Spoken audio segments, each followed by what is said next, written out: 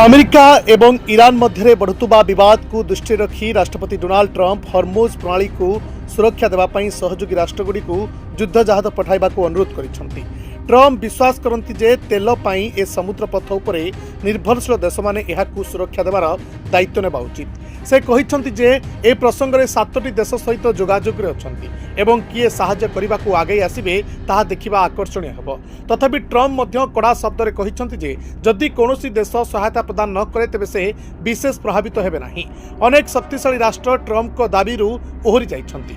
Japan स्पष्ट करिछि जे से एही समय हर्मुज प्रणाली रे एहार कोनोसी युद्ध जहाज मुतयन करने को विचार करू नाही। रिपोर्ट अनुसार ऑस्ट्रेलिया मध्य नौसेना जहाज पठाइबा पई अनुरोध को प्रत्याख्यान करिछि।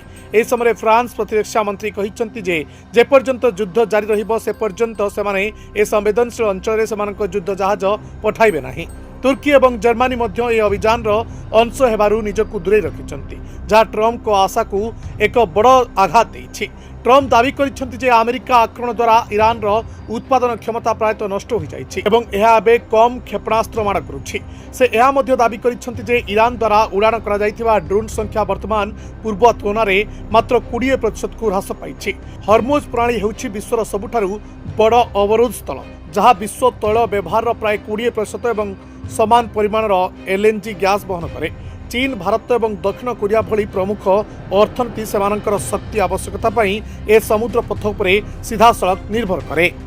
रिपोर्ट दिन रिप्लाई।